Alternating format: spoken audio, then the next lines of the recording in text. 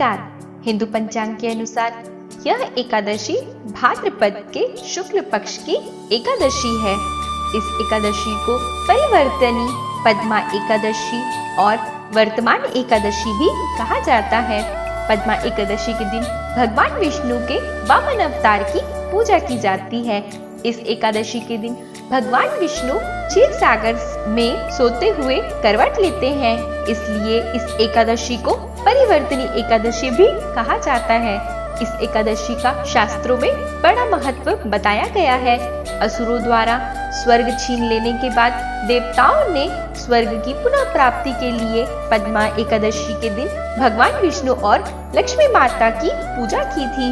इस एकादशी के पूर्ण प्रताप से देवता पुनः स्वर्ग पर अधिकार प्राप्त कर सके। पद्मा एकादशी के दिन भगवान विष्णु के वामन अवतार की पूजा की जाती है। जो व्यक्ति पद्मा एकादशी के दिन उनके वामन अवतार की पूजा करता है, वह एक साथ ब्रह्मा, विष्णु, महेश की पूजा का फल प्राप्त कर लेते हैं। ऐसा व्यक्ति पृथ्वी लोक में यश और सम्मान प्राप्त करता है तथा मृत्यु के बाद स्वर्ग लोक में स्थान प्राप्त करके चंद्रमा के समान चमकता है। पद्मा एकादशी के दिन जो भक्त कमल से वामन भगवान की पूजा करते हैं, उसकी सभी मनोकामनाएं पूर्ण होती है। इस दिन देवी लक्ष्मी का पूजन श्रेष्ठ व शुभकारी माना गया है।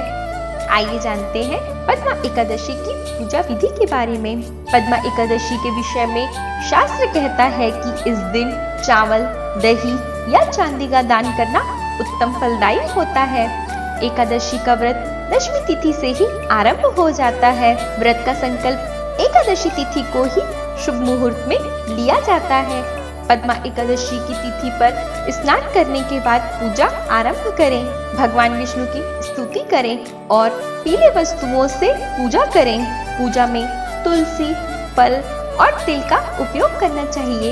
इसके बाद भगवान सूर्य को जल का अर्घ्य दें। अब भगवान विष्णु की पूजा फल, दूध, दही, पंचामृत, धूप, दीप, फूल आदि से करें। इसके बाद विष्णु भगवान की आरती उतारें। दिन भर उपवास रखें और शाम के समय एक बार फिर से भगवान की पूजा कर आरती करें तथा व्रत कथा सुने।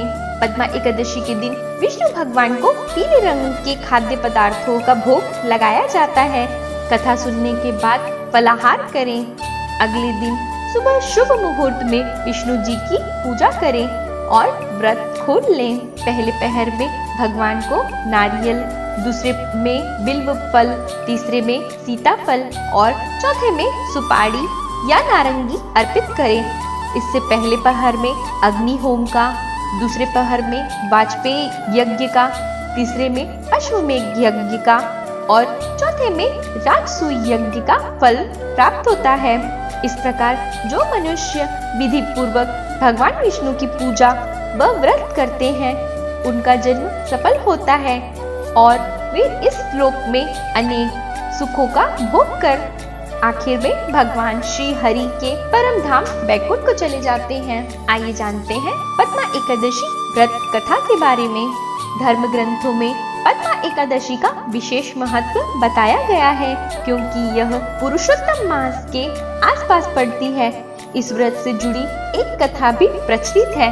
आइए जानते हैं। पुरातन समय में माहिष्मती नगरी में कार्तवीर नामक राजा राज्य करता था। उस राजा की 100 पत्नियां थी, पर उनमें से किसी को भी राज्यभार संभालने वाला योग्य पुत्र नहीं था। तब राजा ने आदर पूर्वक पंडितों को बुलाया और योग्य पुत्र प्राप्ति के लिए यज्ञ किया, परंतु सब विफल हो गया। यह देखकर कार्तवीर तपस्या करने वन में चले गए। उनकी पत्नी हरिश्चंद्र की पुत्री प्रमदा भी उनके साथ गंधमादन पर्वत पर चली गई। वहां रहते हुए कार्तवीर ने 10 वर्ष तक तपस्या की, परंतु सिद्धि प्राप्त नहीं हुई। तब रानी प्रमदा ने माता अनुसुईया से पुत्र प्राप्ति का उपाय पूछा।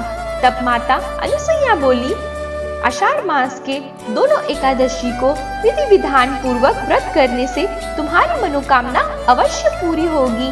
इसके बाद माता अनुसुईया ने व्रत की विधि बताई। रानी ने विधि के अनुसार व्रत किया।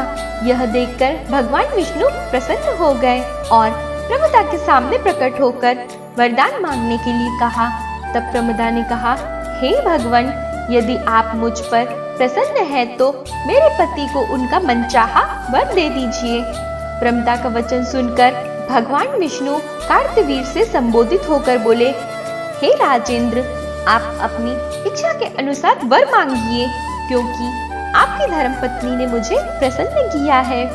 यह सुनकर कार्तवीर ने कहा, हे भगवान, आप मुझे सबसे श्रेष्ठ, सबके द्वारा पूजित तथा आपके अतिरिक्त देव दानव मनुष्य आदि से अजेय उत्तम पुत्र दीजिए। भगवान तथास्तु कहकर अंतर्ध्यान हो गए। उसके बाद कार्तवीर व प्रमदा अपने राज्य में वापस आ गए। कुछ समय पश्चात कार्तवीर के राज्य परिवार में एक तेजस्वी पुत्र पैदा हुआ। उसका नाम कार्तवीर अर्जुन रखा गया। वह भगवान के अतिरिक्त सबसे अजेय था। उसने अपने पराक्रम से रावण को भी जीत लिया था। यह सब पद्मा एकादशी व्रत का ही प्रभाव था। एकादशी हिंदू एवं जैन संस्कृति में महत्वपूर्ण स्थान रखता है। एकादशी 11 इंद्रियों का प्रतीक है, जिसमें 5 इंद्रियां महसूस करने के लिए एवं 5 इंद्रियां कार्य करने के लिए होती है, और इन सभी को कार्यान्वित करने वाला हमारा एक मस्तिष्क होता है। एक वर्ष में 24 प्रकार की एकादशी मनाई जाती है, जिसमें सभी एकादशी में मस्तिष्क का हमारे इंद्रियों पे नियंत्रण का गुण सिखाता है। चाहे वह सीमित मात्रा में भोजन करना या प्रातः काल में उठकर स्नान करना, इन एकादशियों से मस्तिष्क की ऊर्जा एवं शरीर की ऊर्जा को एकमय किया जाता है, ताकि वह सही दिशा में कार्य करे। पद्मा एकादशी का महत्व कृषकों के लिए भी बहुत महत्वपूर्ण होता है, क्योंकि इस समय के पश्चात उनके परिश्रम के फल प्राप्ति की आशा होगी, और किसी भी भय एवं आशंका से अपने फसलों को दूर रखने के लिए एवं अकाल जैसी त्रासदियों से बचने के लिए भी वे विष्णु जी की शरण में जाते हैं। आशा करती हूँ कि यह एकादशी आने वाले शुभ समाचार का सूचक हो। इसी कामना के साथ मैं अनामिका आप लोगों से विदा लेती हूँ। धन्यवाद।